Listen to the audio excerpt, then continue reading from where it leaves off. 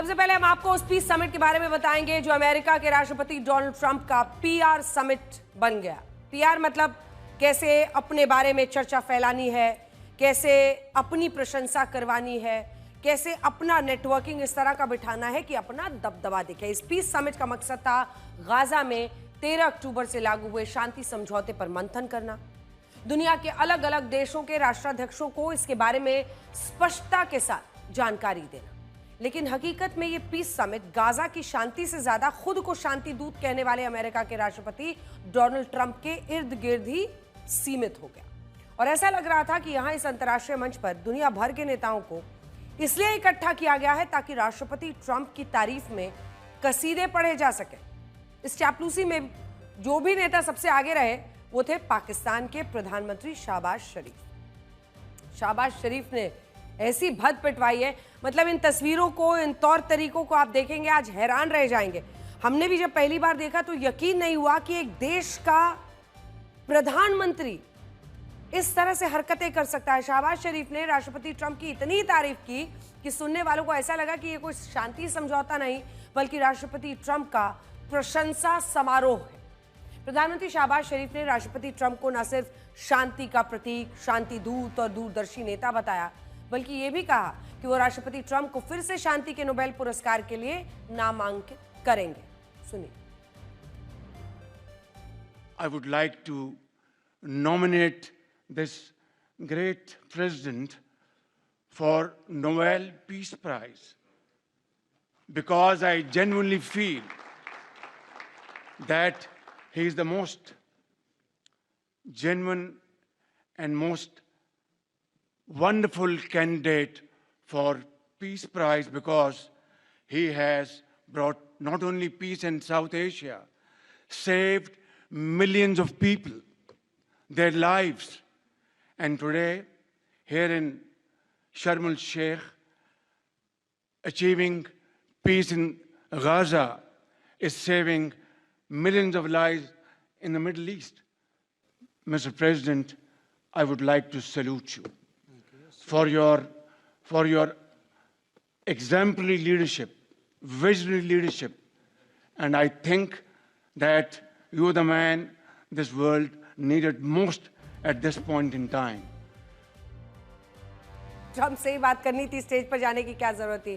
किसी दूसरी जगह पर ट्रंप को बिठाकर खूब तरीके और उनकी तारीफें कर सकते थे। नोबेल पीस प्राइज मिल चुका है लेकिन फिर से नोबेल पीस के लिए वो नॉमिनेट कर रहे हैं। सबको भूल गए, जैसे उस कमरे में शहबाज शरीफ को लग रहा था कि शहबाज और ट्रंप ही मौजूद है। किस मकसद से वहां खड़े हैं, क्या हो रहा है, उन सब से दूर। ना गाजा पर बोलने की हिम्मत हुई, ना इजराइल पर बोलने की हिम्मत हुई। अगर कुछ बोला तो बस ट्रंप, ट्रंप और ट्रंप। अब तक पाकिस्तान के लोग शहबाज शरीफ को राष्ट्रपति ट्रंप का पिट्ठू बताते थे, लेकिन आज शहबाज शरीफ ने भी साबित कर दिया कि वो वाकई में राष्ट्रपति ट्रंप की जी हजूरी और चापलूसी करने में चैंपियन है और इस मामले में उन्हें कोई टक्कर दे ही नहीं सकता। सबके चेहरे देखिए जो चारों तरफ मौजूद है, सारे राष्ट्राध्यक्ष मौजूद हैं और वहां पर जैसे एक खेल बना दिया इसको शहबाज शरीफ ने। सब हैरान रह गए और इतनी तारीफें करने लगे कि बीच बीच में उन नेताओं को लग रहा था कि हमें भी ताली बजानी चाहिए। एक बार तो नेताओं ने ताली भी बजाई, बाकी वक्त पर वो सब समझते रहे ये शहबाज शरीफ कर क्या रहा है। जिस तरह से उन्होंने राष्ट्रपति ट्रंप के लिए भारी भरकम शब्दों का गुलदस्ता सजाया, उसमें कूटनीति कम चापलूसी साफ दिख रही थी। और ये दृश्य इसलिए भी दिलचस्प थे क्योंकि एक तरफ तो पाकिस्तान के लाहौर और मुरीदके में हिंसा हो रही थी। ये देखिए ये तस्वीरें, इसीलिए हमने ये दो तस्वीरें एक साथ आज आपके लिए मढ़ी हैं। पाकिस्तान के कट्टरपंथी संगठन तहरीक लब्बैक के कार्यकर्ता राष्ट्रपति ट्रंप के गाजा पीस प्लान का विरोध कर रहे हैं और इसे फिलिस्तीन के मुसलमानों की आजादी छीनने की योजना बता रहे हैं। दूसरी तरफ इसी पीस प्लान के समर्थन में पाकिस्तान के प्रधानमंत्री भर भर के राष्ट्रपति ट्रंप की प्रशंसा कर रहे हैं। जबकि इसी के विरोध में पाकिस्तान के विरोध प्रदर्शनों में 500 लोगों के मारे जाने की खबरें आ रही हैं। 500 लोगों को मारा गया है और यह पाकिस्तान की सेना ने विरोध प्रदर्शन कर रहे 500 लोगों को मार गिराया है और इधर ट्रंप की प्रशंसा से फुर्सत ही नहीं है। देखिए, तो एक तरफ पाकिस्तान सेना विरोध प्रदर्शनकारियों में 500 लोगों को जान से मार देती है खबरों के मुताबिक, और दूसरी तरफ शहबाज शरीफ को चापलूसी से फुर्सत नहीं है डोनाल्ड ट्रंप की। अब आप ये देखिए कि राष्ट्रपति ट्रंप जब भाषण दे रहे थे तब उन्होंने मंच पर मौजूद सभी नेताओं में से सिर्फ शहबाज शरीफ को अपनी तारीफ करने का मौका दिया। और इसे देखकर बहुत सारे लोग ये भी पूछ रहे हैं कि क्या राष्ट्रपति ट्रंप ने अपनी तारीफ करने के लिए ही प्रधानमंत्री शहबाज शरीफ को व्यक्तिगत रूप से नौकरी पर ही रख लिया है। देखिए, Prime Minister Sharif of Pakistan, and also I have to say my favorite field marshal from Pakistan, who's not here, but the Prime Minister is here, and you're going to give his regards. Where are you? There you go. Thank you very much. Do you want to say what you said to me the other day? Come, would you like to say what you said the other day? I think it was so nice. Please. Thank you very much. सोचिए, हमें जब भारत में बैठकर इतनी हंसी आ रही है तो उन लोगों पर क्या बीत रही होगी जो इस वक्त विरोध प्रदर्शन कर रहे हैं और कह रहे हैं शाहबाज और मुनीर तो अमेरिका के पिट्ठू बन चुके हैं। ये बात सही है कि कूटनीति में प्रशंसा बहुत जरूरी होती है, लेकिन ये बात भी उतनी ही सच है कि जब ये प्रशंसा संतुलन खो देती है तो वो सम्मान नहीं बल्कि निर्भरता जैसी लगती है। और शायद यही कारण है कि बहुत सारे लोग शांति सम्मेलन को देखकर ये कह रहे हैं कि क्या ये पीस समिट था या राष्ट्रपति ट्रंप का PR समिट, आरती उतारने वाला समिट। वैसे प्रधानमंत्री शहबाज शरीफ ने अपनी तरफ से राष्ट्रपति ट्रंप की चमचागिरी में तो कोई कसर नहीं छोड़ी, लेकिन इसके बावजूद राष्ट्रपति ट्रंप ने भारत की तारीफ करते हुए उसे महान देश बताया और प्रधानमंत्री मोदी को भी अपना सबसे अच्छा दोस्त कहा। India is a great country with a very good friend of mine at the top, and he's just done a fantastic job. And I think that Pakistan and India are going to live very nicely together, right? That's not a very, they are. पीछे खड़ा आदमी जिसका नाम शहबाज शरीफ है, ये पाकिस्तान का प्रधानमंत्री है। हरकतें देखिए इसकी, कैसे हाँ में हाँ मिलाना, सिर झुकाना, सिर करना, रोल कॉल में जैसे कोई टीचर किसी का नाम बुलाता है वो तुरंत उठता है, यस सर, नो सर करता रहता है, वैसे ही करता हुआ ये प्रधानमंत्री है पाकिस्तान का। ये इन्होंने हालत पहुंचा दी है पाकिस्तान की। आइए अब आपको बड़ी स्क्रीन पर कुछ हम दिखाना चाहते हैं, क्योंकि आज चर्चा सबसे ज्यादा पूरी दुनिया में इन्हीं तस्वीरों की हो रही है। पहली तस्वीर उस वक्त की है जब राष्ट्रपति ट्रंप ने शहबाज शरीफ से ये पूछा कि भारत और पाकिस्तान के रिश्ते अच्छे रहेंगे, और इस बात पर शहबाज शरीफ एकदम से असहज हो गए। बाद में उन्होंने मुस्कुराते हुए हाँ ऐसे अपना सिर हिलाना शुरू कर दिया। And India are going to live very nicely together, right?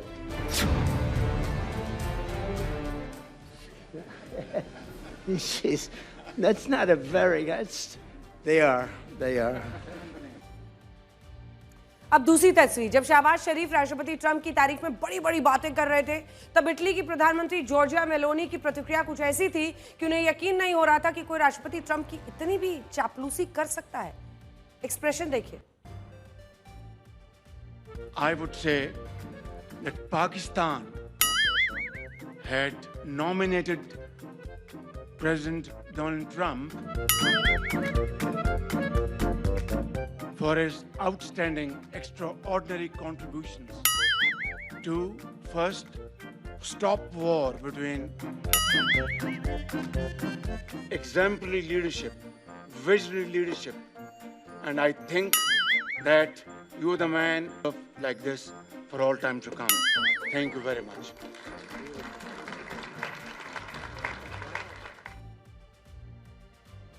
इस पूरे किस्से में एक तारीफ करने वाला है और एक तारीफ सुनने वाला है और एक तीसरा व्यक्ति भी खड़ा है जो चुपचाप इस तारीफ को सुन रहा है, टकटकी लगाए देख रहा है और अंत में लगता है जैसे अपनी हंसी रोक नहीं पाता है। नोबेल पीस प्राइज मिल चुका है। शहबाज शरीफ को पता नहीं है पूरे जीवन में इतने एडजेक्टिव सीखे नहीं होंगे जितनी अंग्रेजी, जितना एडजेक्टिव सीखा सिर्फ ट्रंप का गुणगान करने के लिए। अब तीसरी तस्वीर देखिए, जिसे लेकर यह कहा जा रहा है कि ब्रिटेन के प्रधानमंत्री कीयर स्टारमर की सबके सामने फजीहत हो गई, और फजीहत का कारण यह कि राष्ट्रपति ट्रंप ने जब मंच पर प्रधानमंत्री स्टारमर का नाम लिया तो उन्हें लगा कि उन्हें भी बोलने का मौका दिया जाएगा, लेकिन राष्ट्रपति ट्रंप ने उनका नाम लेकर भी उन्हें आगे नहीं बुलाया। और अब ब्रिटेन में बहुत सारे लोग ये भी कह रहे हैं कि प्रधानमंत्री स्टारमर का अपमान हुआ। United Kingdom, where's United Kingdom? Where's our friend? We're, come here. Is everything going good? Very good. That's very nice that you're here. These people all came in like 20-minute notice, and I think it's fantastic. And we have so many others, and just so many others. And United Kingdom, where's United Kingdom? Where's our friend? We're, come here. Is everything going good? Very good. That's very nice that you're here. These people all came in like 20-minute notice, and I think it's fantastic. And we have so many others, and just so many others. And ऐसा लग रहा था हालांकि इन तस्वीरों में जैसे एक peon एक असिस्टेंट को डोनाल्ड ट्रंप ने पीछे रखा हुआ है। एक बुलाने वाला था डोनाल्ड ट्रंप, एक आने वाले कीर स्टारमर थे और बीच में एक असिस्टेंट था जो बार बार जिसका भी नाम ले डोनाल्ड ट्रंप इधर उधर सारे इशारेबाजी और स्टंट कर रहा था। अब चौथी तस्वीर देखिए और इस तस्वीर से आपको यह समझ में आएगा कि अंतर्राष्ट्रीय कूटनीति में राष्ट्रपति ट्रंप को 3 तरह के नेता अच्छे लगते हैं। पहले वो जो उनके सामने मुंह झुक कर रहते हैं, उनकी जी हजूरी करते हैं। दूसरे वो जो उन्हें महंगे महंगे गिफ्ट्स देते हैं और उनका आदर सत्कार करते हैं। और तीसरे वो जो उनके परिवार को बिजनेस देते हैं। आज पूरी दुनिया में इस वीडियो की चर्चा है। अब ये हम क्यों कह रहे हैं उसे आप इस वीडियो से समझिए, जिसमें इंडोनेशिया के राष्ट्रपति प्राबोवो सुबियांतो को राष्ट्रपति ट्रंप से कुछ कह रहे हैं और प्राबोवो सुबियांतो जो है हॉट माइक में ये सब कुछ रिकॉर्ड हो गया, जो भी कह रहे हैं वो बात हो रही है। पहले आप इस वीडियो को देखिए फिर समझाते हैं। Is in a region not safe, secure. Can you meet Eric?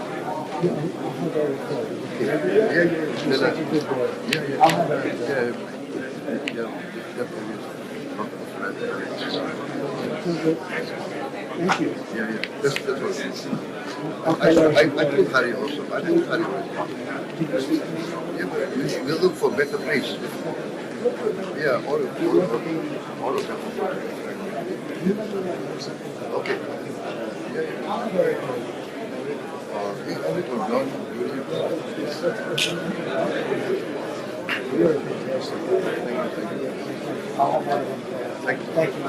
I like that.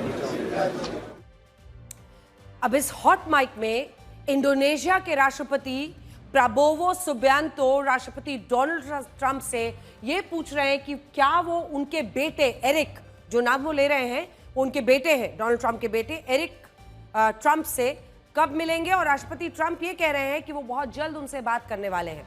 और पता है ये बात क्यों होने वाली है, तो अब हम आपके सामने कुछ जानकारी रखना चाहते हैं। राष्ट्रपति ट्रंप की एक कंपनी को इंडोनेशिया में एक टूरिज्म कॉम्प्लेक्स बनाने का कॉन्ट्रैक्ट मिला है और ये वही टूरिज्म कॉम्प्लेक्स है जिसके लिए जमीन अधिग्रहण को लेकर पहले काफी विवाद था, लेकिन बाद में कुछ ऐसा हुआ कि इंडोनेशिया से ट्रंप के परिवार की कंपनी को यह कॉन्ट्रैक्ट मिल गया और अब राष्ट्रपति ट्रंप इंडोनेशिया से खुश हैं। ये कूटनीतिक रिश्ता अब पारिवारिक रिश्ते में बदल गया है। तो राष्ट्रपति ट्रंप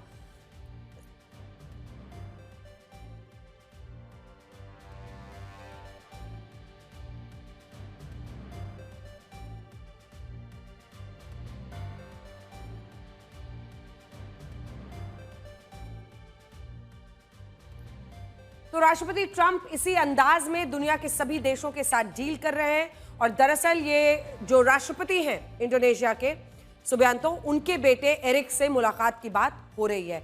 राष्ट्रपति ट्रंप इसी अंदाज में दुनिया के सभी देशों के साथ डील करना चाहते हैं और जो देश ऐसा नहीं करते उन्हें वो अपना निशाना बनाते हैं। तो ये है इनकी हालत। मतलब अब माइक हॉट था, वहीं बगल में ही बात कर रहे थे और वहीं पर बातचीत छिड़ गई तो ऑडियो पूरी दुनिया के सामने आ गया और अब इसको लेकर खूब विवाद हो रहा है। खैर, इन बातों को पब्लिकली बोलने में डोनाल्ड ट्रंप को कोई ज़्यादा परहेज भी नहीं है। आपने देखा ही है किस तरह से वो तोहफे स्वीकार करते हैं और अलग अलग तरह की बातें करते हैं। खैर, इस शांति सम्मेलन से जुड़े एक और वीडियो की आज बहुत चर्चा हो रही है जिसमें तुर्की के राष्ट्रपति रेसेप तैयब एर्दोआन इटली की प्रधानमंत्री जॉर्जिया मेलोनी से ये कहते हैं कि वो उनकी सिगरेट छुड़वाना चाहते हैं। अब देखिए, ये राष्ट्राध्यक्ष हैं सारे। इस वीडियो को देखने के बाद हमें उर्दू के मशहूर लेखक सादत हसन मंटो की वो लाइनें याद आ रही हैं जिसमें वो ये कहते हैं कि सिगरेट पीने से महिलाओं के भी फेफड़े ही खराब होते हैं, चरित्र नहीं। और इस वीडियो में भी वही नजर आता है। हम यहाँ किसी भी रूप में धूम्रपान का समर्थन नहीं कर रहे, लेकिन आज इस बात को आपको सोचना होगा कि आखिर ऐसा क्या है कि जब कोई पुरुष सिगरेट पीता है तो उसे स्वास्थ्य संबंधी सलाह दी जाती है, और जब कोई महिला सिगरेट पीती है तो उसको उसके चेहरे से, उसके कैसी वो दिखती है या उसके चरित्र को परखा जाता है। वो कह रहे थे कि बहुत सुंदर है, लेकिन सिगरेट छुड़वाना है। अब यही सवाल है। इस शांति सम्मेलन में भी ऐसे कई पुरुष नेता शामिल हुए जिन्हें धूम्रपान करते हुए एक बार नहीं बल्कि कई बार देखा गया है, लेकिन इन पुरुष नेताओं को कभी ये सलाह नहीं दी जाती कि आप बड़े सुंदर दिखते हैं, मैं आपका सिगरेट छुड़वाऊंगा। उनकी सिगरेट को छुड़वाया जाएगा, या उनके सिगरेट पीने से उनके चरित्र को जज नहीं किया जाता। लेकिन महिलाओं के साथ ऐसा होता है, और ये पूरी दुनिया की कहानी है। इस दुनिया में महिलाओं के पहनावे से लेकर उनके रहन सहन, उनकी जिंदगी के फैसलों से उनके कैरेक्टर को जज किया जाता है। और अगर कोई लड़की जीन्स पहनती है तो वो कुछ लोगों के लिए मॉडर्न और फास्ट हो जाती है। कोई लड़की रात को अपने घर से बाहर निकले तो वो चालाक हो जाती है। अगर कोई लड़की अपने शहर से बाहर जाकर नौकरी करना चाहे, पढ़ना चाहे, तो समाज कहता है लड़की तो हाथ से निकल रही है। यानी पूरी दुनिया महिलाओं को कैरेक्टर सर्टिफिकेट बांटने के लिए बैठी है, और इस वीडियो में भी वही नजर आता है। खैर, एक तरफ ये वीडियो है और दूसरी तरफ राष्ट्रपति ट्रंप है, जिन्होंने इसी शांति सम्मेलन के मंच से प्रधानमंत्री जॉर्जिया मेलोनी की तारीफ की, और अब ये वीडियो भी काफी सुर्खियां बटोर रहा है। Italy, we have a woman, a young woman who's, I'm not allowed to say it because usually it's the end of your political career if you say it. She's a beautiful young woman. Now, if you use the word beautiful in the United States about a woman, that's the end of your political career, but I'll take my chances. Where is she? There she is. You don't mind being called beautiful, right? Because you are. Thank you very much for coming. We appreciate it. She wanted to be here, and she's incredible, and they really respect her in Italy. She's a very successful politician. तारीफ से ज्यादा आज उस नमस्ते की चर्चा हो रही है जिसे प्रधानमंत्री जॉर्जिया मेलोनी ने अपना सिग्नेचर स्टाइल बना लिया है। तस्वीरें दिखाइए। इस शांति सम्मेलन में जब राष्ट्रपति ट्रंप ने उनका अभिवादन किया तो प्रधानमंत्री मेलोनी ने उन्हें नमस्ते करके अपना आभार जताया। और ये पहली बार नहीं है जब प्रधानमंत्री मेलोनी ने वैश्विक मंच पर भारत के नमस्ते को अपनाया है और इसे अपना सिग्नेचर स्टाइल बना लिया है। क्योंकि अगर आप देखें तो पारंपरिक रूप से इटली में इस तरह की कोई परंपरा नहीं है, लेकिन भारत से ली गई ये परंपरा वो हर जगह पर करती हुई दिखाई देती है। एक दो नहीं, अनेकों मौके ऐसे हम आपको दिखा रहे हैं। आप सबसे पहले उनका ये 1 मिनट का वीडियो देखिए और ये भी समझिए कि भारत का नमस्ते हमारे देश की कितनी बड़ी सॉफ्ट पावर बन गया है।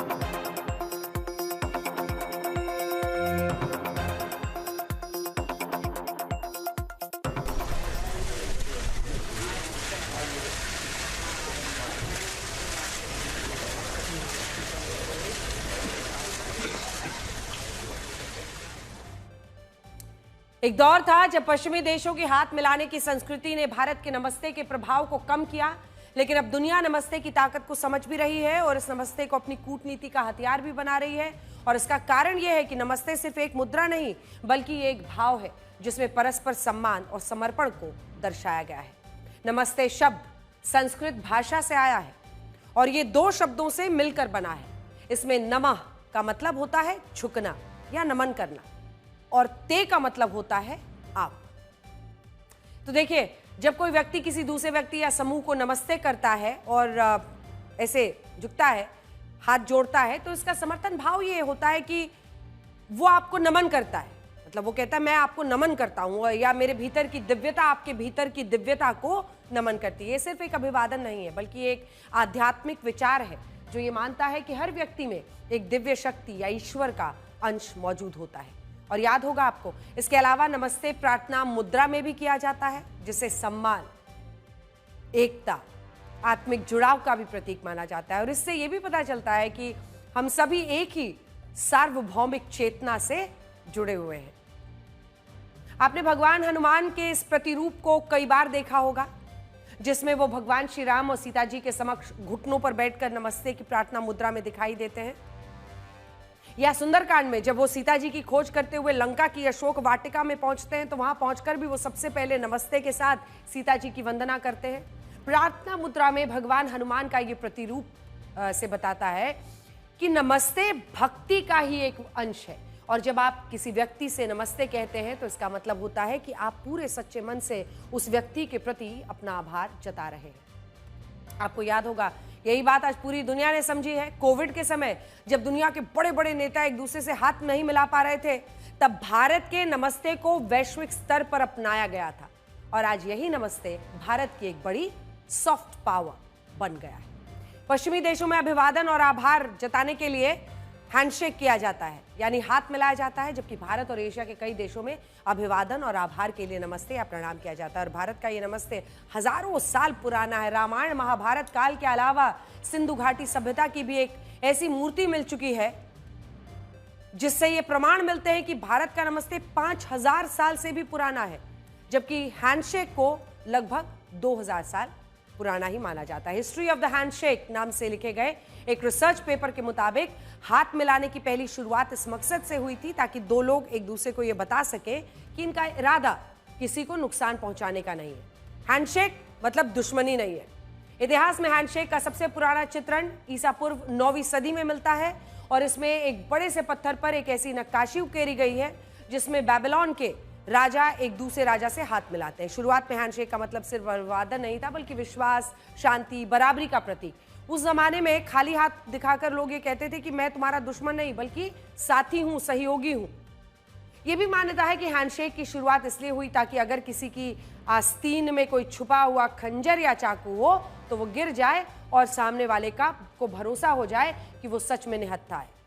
और इससे आप ये भी समझ पाएंगे कि जहां नमस्ते सामने वाले व्यक्ति को नमन करने की भावना से किया जाता है, तो हैंडशेक की शुरुआत इसलिए हुई ताकि दो लोग ये बता सके कि उनका इरादा एक दूसरे को नुकसान पहुंचाने का नहीं। और यही कारण है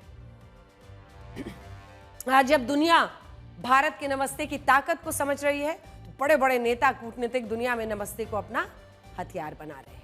अब आपको रशिया की ताकत के बारे में भी जरा बताते हैं, और ये डोनाल्ड ट्रंप को भी देखना चाहिए। कहते हैं कि राष्ट्रपति पुतिन जहां नहीं भी होते हैं वहां भी उनकी सबसे ज्यादा चर्चा होती है, और इजिप्ट के शांति सम्मेलन में भी ऐसा ही हुआ है। जब इजिप्ट के शर्म अल शेख में इस शांति सम्मेलन का आयोजन हो रहा था और दुनिया के कई बड़े देशों के राष्ट्राध्यक्ष वहां मौजूद थे, तब इजिप्ट के हवाई क्षेत्र की रक्षा उस एयर डिफेंस सिस्टम से की जा रही थी जिसे रशिया से खरीदा गया था। इस made in Russia air defence system को इजिप्ट के शर्म अल शेख में ही तैनात किया गया है, जिसकी मारक क्षमता 45 किलोमीटर और ये अपनी श्रेणी का सबसे आधुनिक एयर डिफेंस सिस्टम है। तो दुश्मन के ड्रोन्स हो, क्रूज मिसाइल्स हो, फाइटर जेट्स हो, हेलीकॉप्टर्स हो, हवा में ही नष्ट करने का सक्षम है। अब दुनिया ये कह रही है कि राष्ट्रपति ट्रंप की पीस समिट की सुरक्षा एक made in Russia air defence system से हुई है, जिसे इजिप्ट ने राष्ट्रपति पुतिन से ही खरीदा है। सवाल का विश्लेषण करते हैं जो मशहूर गीतकार जावेद अख्तर ने भारत के दारुल उलूम देवबंद को लेकर उठाया है। यह सहारनपुर का वही मदरसा है जहां तालिबान के विदेश मंत्री आमिर खान मुतक्की का शानदार स्वागत हुआ था। ब्लैक एंड व्हाइट में यह खबर हमने दिखाई, जिसके बाद इस पर अलग अलग प्रतिक्रियाएं आने लगी और चारों तरफ इन तस्वीरों की चर्चा होने लगी, और हजारों देवबंदी मुसलमानों ने इन तस्वीरों में आपने देखा तालिबान के विदेश मंत्री के काफिले को चारों तरफ से घेर लिया था। और हमने भी कल इस भीड़ का और इस स्वागत का एक ब्लैक एंड व्हाइट विश्लेषण आपके लिए किया था। लेकिन अब जावेद अख्तर ने इससे लेकर क्या लिखा है वो मैं आपको पहले पढ़कर बताती हूँ, क्योंकि उन्होंने एक्स पर एक पोस्ट लिखा और लिखा कि मैं अपने सिर को शर्म में झुका रहा हूँ जब मैं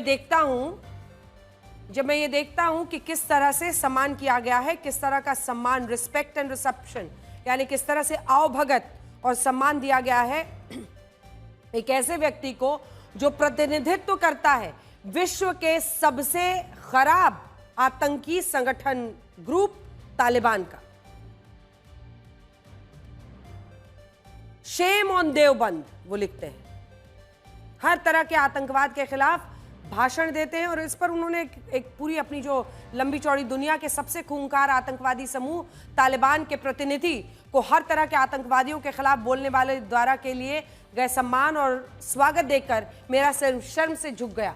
देवबंद को भी शर्म आनी चाहिए और उसने अपने इस्लामिक हीरो का इतना सम्मानपूर्वक स्वागत किया, जो उन लोगों में से है जिन्होंने लड़कियों की शिक्षा पर पूरी तरह से प्रतिबंध लगा दिया है।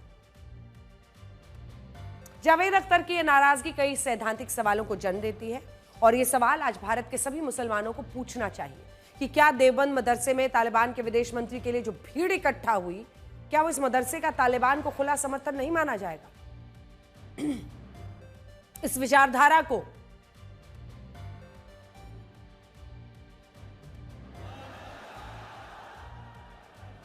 ये बात सही है कि तालिबान के विदेश मंत्री आमिर खान मुतक्की औपचारिक रूप से अनुमति लेकर सहारनपुर के देवबंद मदरसे में पहुंचे थे, लेकिन यह भी सच है कि उन्हें इस मदरसे में जिस तरह का शानदार स्वागत मिला, उसकी कल्पना बहुत सारे लोगों ने नहीं की थी।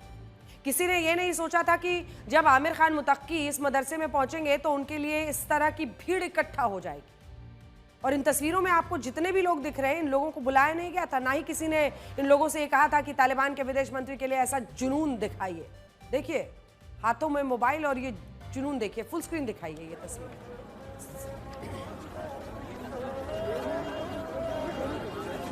दारुल उलूम देवबंद ने खुद अपनी स्वेच्छा से तालिबान के विदेश मंत्री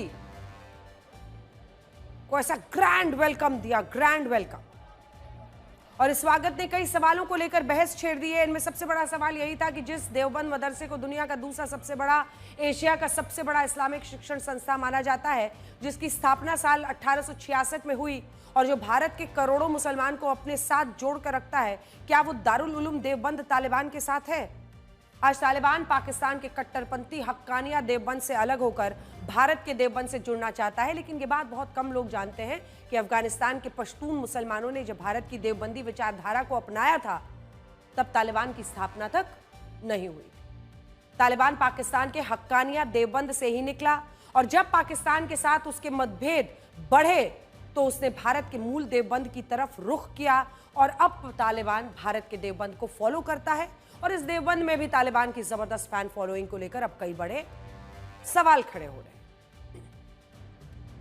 बहुत सारे लोग ये भी कह रहे हैं कि अगर भारत सरकार खुद तालिबान के विदेश मंत्री का औपचारिक रूप से अपने देश में स्वागत कर रही है, तो फिर दारुल उलूम देवबंद के मदरसे में उनका ये शानदार स्वागत गलत कैसे हो सकता है?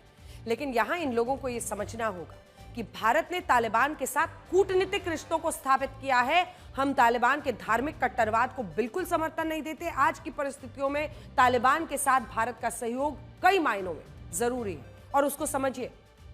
पाकिस्तान इसी वजह से बौखलाया हुआ है। हालत और नौबत ऐसी आ गई कि उसने अफगानिस्तान पर हमला कर दिया। आज जब चीन अफगानिस्तान में चाइना पाकिस्तान इकोनॉमिक कॉरिडोर का विस्तार करना चाहता है और इसे काबुल से जोड़ना चाहता है, तब तालिबान के साथ भारत के कूटनीतिक रिश्तों को बेहतर होना जरूरी है। ऐसा नहीं है कि भारत ने तालिबान के धार्मिक कट्टरवाद को समर्थन दिया है और जो भी लोग इस पर अपनी अपनी रायशुमारी लिख रहे हैं सोशल मीडिया पर, उनको यह खबर ध्यान से देखनी चाहिए। ऐसा नहीं है कि भारत ने तालिबान के धार्मिक कट्टरवाद को समर्थन किया हो। दिल्ली में तालिबान के विदेश मंत्री ने अपनी पहली प्रेस कॉन्फ्रेंस में महिला पत्रकारों को नहीं बुलाया था, लेकिन बाद में अगले एक और प्रेस कॉन्फ्रेंस हुई। इसमें बिना हिजाब, बिना अबाया के महिला पत्रकार पहली पंक्ति में बैठी थी। देखिए तस्वीरें। उन्होंने तालिबान के विदेश मंत्री से सवाल पूछा। यह है भारत के लोकतंत्र की ताकत। और इसीलिए जिन्होंने अपने आंखों पर पट्टियां बांध रखी हैं, उनको यह वीडियो आज जरूर देखना चाहिए। अन्य देशों में अगर आप देखेंगे तो कई जगहों पर तालिबान के लोग, जो विदेशी पत्रकार हैं, महिला, उनको इंटरव्यू नहीं देते तो कई बार उनको सिर पर हिजाब या कुछ पहनना पड़ता है। लेकिन जब भारत में यह दबाव बना एक दिन की प्रेस कॉन्फ्रेंस के बाद कि अगले दिन प्रेस कॉन्फ्रेंस में महिला पत्रकारों को शामिल होने दिया जाए, तो यह भारत की ही ताकत थी, भारत के लोकतंत्र की ताकत थी कि सामने तालिबान विदेश मंत्री मुतक्की बैठे थे और महिला पत्रकार पहली कतार में बैठकर सवाल दाग रही थी। खैर, इस केरल के एक प्राइवेट स्कूल में हिजाब पहनने की मांग को लेकर स्कूल प्रबंधन और एक मुस्लिम छात्रा के माता पिता के बीच विवाद छिड़ गया है। और इस विवाद पर स्कूल का कहना यह है कि पिछले 30 सालों से सभी बच्चे स्कूल में एक समान ड्रेस कोड का पालन कर रहे हैं और इससे पहले ऐसा कभी नहीं हुआ जब इस ड्रेस कोड के खिलाफ किसी छात्रा ने हिजाब पहनकर स्कूल में आने की मांग की हो। लेकिन पहली बार एक 8वीं कक्षा में पढ़ने वाली छात्रा इसकी मांग कर रही है। और स्कूल का यह भी आरोप है कि पहले यह छात्रा 4 महीने तक समान ड्रेस कोड का पालन करती रही, लेकिन बाद में इसने अचानक से हिजाब पहनकर स्कूल में आना शुरू कर दिया, जिसकी वजह से इसे रोका गया और ये पूरा विवाद शुरू हुआ। हालांकि इस छात्रा का कहना है कि स्कूल प्रबंधन हिजाब पहनने के लिए उसके साथ भेदभाव करता था और उसे परेशान किया जाता था। देखिए। ഞാൻ ഇവിടെ എനിക്ക് സ്കൂൾ ഷോളിടാൻ സമ്മതിക്കുന്നില്ല. പിന്നെ അവിടെ ആ ഗേറ്റിന്റെ കുറച്ച് നീങ്ങിയിട്ട് ടീച്ചേഴ്സ് ഷോൾ ഉരിച്ചിട്ട് ക്ലാസ്സിൽ കയറുള്ളൂ, അല്ലാണ്ട് ഷോൾ ഊരാണ്ട് കയറാനും പറ്റില്ല. അങ്ങനെ പറഞ്ഞത് ക്ലാസ്സിൽ നിന്ന് ഉരിപ്പിച്ചിട്ടാണ് ഇറക്കിയത്. പിന്നെ ടീച്ചേഴ്സ് ഈ അനാവശ്യമായിട്ട് വർത്താനൊക്കെ പറഞ്ഞു, വേണ്ടാത്ത വാക്കുകളൊക്കെ പറഞ്ഞു. अब ये मामला इतना गंभीर कैसे हो गया? देखिए, केरल हाई कोर्ट ने स्कूल की मांग पर उसे पुलिस प्रोटेक्शन देने का फैसला किया है। अब समझिए कि वहां पर खेल क्या चल रहा है। स्कूल का यह भी कहना है कि उसके यह मुस्लिम समुदाय के कुल 117 बच्चे पढ़ते हैं स्कूल में, 170, लेकिन इनमें से सिर्फ एक मुस्लिम छात्रा को स्कूल के समान ड्रेस कोड से आपत्ति है। और यह भी दावा है कि इसके पीछे social democratic party of India हो सकती है, यानी एसडीपीआई। असल में यह प्राइवेट स्कूल जिस प्रबंधन द्वारा संचालित होता है वो ईसाई धर्म को मानता है और ऐसे में मामला सांप्रदायिक बन गया है। और सबसे बड़ी बात यह है कि इसमें social democratic party of India का नाम आ रहा है, जिस पर पहले कर्नाटक के स्कूलों में भी हिजाब आंदोलन को समर्थन देने के आरोप लगे। और आरोप है कि इस मामले में भी इसी संगठन के कुछ कार्यकर्ताओं ने इस मुस्लिम छात्रा और उसके माता पिता को हिजाब पहनकर स्कूल जाने के लिए उकसाया। और जब स्कूल प्रबंधन ने इस पर आपत्ति जताई तो एसडीपीआई के ही 6 कार्यकर्ताओं ने स्कूल के अंदर हंगामा कर दिया, जिसके बाद केरल हाईकोर्ट ने स्कूल को सुरक्षा देने का फैसला लिया है। तो आइए बड़ी स्क्रीन पर आपको ले जाते हैं और बताते हैं कि आखिर ये पूरा विवाद जो इतना बड़ा होता चला जा रहा है, इसका क्या मकसद है। अब आप देखिए, कई गहरे सवाल हैं और इस विवाद की जड़ें भी इसी के अंदर दिखाई देती हैं। साल 2001 में भारत सरकार ने आतंकवादी गतिविधियों के लिए सिमी नाम के संगठन को बैन कर दिया था। सबसे पहले ऊपर जूम कीजिए, वर्ष 2001 में सबसे ऊपर सिमी पर बैन लगाया। ये देखिए, सिमी की विचारधारा पर पीएफआई का गठन हुआ वर्ष 2007 में। यही हुआ कि वही सोच है, बस संगठन का नाम बदल दो। क्या बना दिया? पीएफआई बना दिया। वर्ष 2022 में जब पीएफआई पर प्रतिबंध लगा तो पीएफआई के 8 संगठन भी बैन हुए। अब एसडीपीआई पर रोक नहीं लगाई गई है। कर्नाटक हिजाब मामले में एसडीपीआई पर ही सवाल थे, वही भड़का रहा था पूरे मामले को। इस बुर्के के आधार पर मजहबों में किसी न किसी तरीके से लड़ाई की कोशिश थी। इधर पीएफआई, एसडीपीआई और यही पीएफआई कार्यकर्ता एसडीपीआई के लिए काम करने लगे, क्योंकि पीएफआई प्रतिबंधित हो गया तो अब वो एसडीपीआई के लिए काम करने लगे। तो आप समझ जाइए कि पूरा खेल कैसे चल रहा है। जिस भी नाम से इस तरह की बातें भड़काते हैं, अड़काते हैं, उसके बाद जैसे ही प्रतिबंध लगाया जाता है तो वही सोच, वही कट्टरवाद, संगठन का नाम बदल दो और उसके तले भड़काना शुरू कर दो। बड़े वीडियो विश्लेषण दिखाएंगे। राजस्थान के जैसलमेर में एक भयानक हादसा हुआ, जिसमें जैसलमेर से जोधपुर जा रही एक स्लीपर बस में आग लग गई। इस घटना में 10 से ज्यादा लोग जिंदा जल गए। जिस वक्त आग लगी उस वक्त बस चल रही थी और देखते ही देखते आग ने भयानक रूप ले लिया। कुछ लोग बचने के लिए चलती बस से कूद गए। इस बस में करीब 55 यात्री सवार थे। आग लगने की वजह शॉर्ट सर्किट बताई जा रही है। आग लगने के बाद इसकी लपटें और धुआं काफी ऊंचाई तक उठता रहा। आग इतनी भयानक थी कि लोगों को बचाने का समय ही नहीं मिला।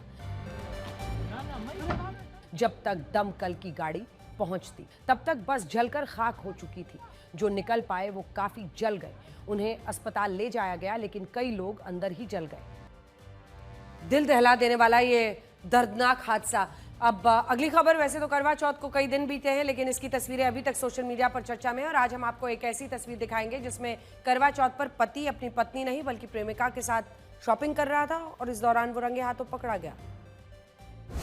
और इस दौरान गर्लफ्रेंड को शॉपिंग कराते देख इस पति को उसकी पत्नी ने रंगे हाथों पकड़ लिया और फिर बीच बाजार तमाशा होने लगा। जिस त्योहार पर पत्नी पति की लंबी उम्र की कामना करती है, उसके लिए व्रत रखती है और इंतजार करती है कि पति उसे शॉपिंग के लिए ले जाएगा, तब ये पति अपनी पत्नी छोड़ प्रेमिका को शॉपिंग करा रहा था। आरोपी पति नगर विकास विभाग में नौकरी करता है, जबकि उसकी महिला मित्र एक डॉक्टर है। जब पत्नी ने इन दोनों को पकड़ लिया तो ये ड्रामा करीब आधे घंटे तक चलता रहा। बाद में हंगामे की सूचना पर परिवार के और लोग भी पहुंचे, तब किसी तरह ये मामला शांत कराया जा सका। अगली खबर अब ये देखिए कि दिल्ली के शाहदरा में डीटीसी की एक बस ने ई रिक्शा, स्कूल मोटरसाइकिल को रौंद दिया। यह हादसा इतना खतरनाक था कि बस ई रिक्शा और स्कूल वैन को घसीटते हुए ले गई। तस्वीरों में नजर आ रहा है कि बस पूरी तरह अनियंत्रित है। लगातार टक्कर मारने के बाद भी बस नहीं रुकती है। एक के बाद एक पैदल चल रहे, मोटरसाइकिल पर चल रहे लोगों को टक्कर मारती है। उसके बाद ई रिक्शा और स्कूल वैन को घसीटते हुए ले जाती है। इस एक्सीडेंट में कई लोग घायल हो गए, जिसमें वैन में सवार बच्चे भी घायल हुए, बाइक और ई रिक्शा में जा रहे लोग भी घायल हो गए। पुलिस ने आरोपी बस चालक को हिरासत में ले लिया है, लेकिन अभी यह साफ नहीं है कि बस चालक ने समय पर ब्रेक क्यों नहीं लगाई। देश की करीब 40% आबादी रहती है। इस आबादी को मोबाइल नेटवर्क का ये खबर बहुत दिलचस्प है और हम चाहते हैं कि आज ब्लैक एंड व्हाइट के जितने भी दर्शक हैं वो खास तौर पर देखें। भारत के शहरी क्षेत्रों में देश की करीब 40% आबादी रहती है। इस आबादी को मोबाइल नेटवर्क ना मिलने से होने वाली समस्याओं का अंदाजा तक नहीं है। उन्हें पता ही नहीं है कि मोबाइल नेटवर्क ना होने की वजह से दूर दराज के गांव में छोटी छोटी सरकारी सेवाएं लेना भी एक बड़ी चुनौती बन जाती है। वाईफाई की हमें ऐसी लत लग गई है कि हम सबसे पहले कहीं पर पहुंचते हैं तो वाईफाई चेक करते हैं, लेकिन आप इस गांव को देखिए जहां ओटीपी के लिए महिलाओं को एक पूरा पहाड़ चढ़ना पड़ता है।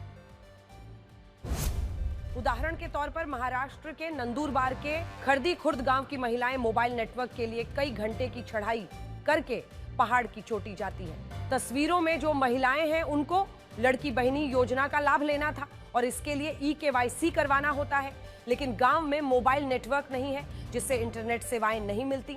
ऐसी स्थिति में eKYC जैसे छोटे से काम के लिए इन महिलाओं को पहाड़ी रास्ता तय करके चोटी पर पहुंचना पड़ता है और यहां भी काफी देर तक मोबाइल फोन को पेड़ पर लटकाना पड़ता है ताकि eKYC के लिए OTP मिल जाए।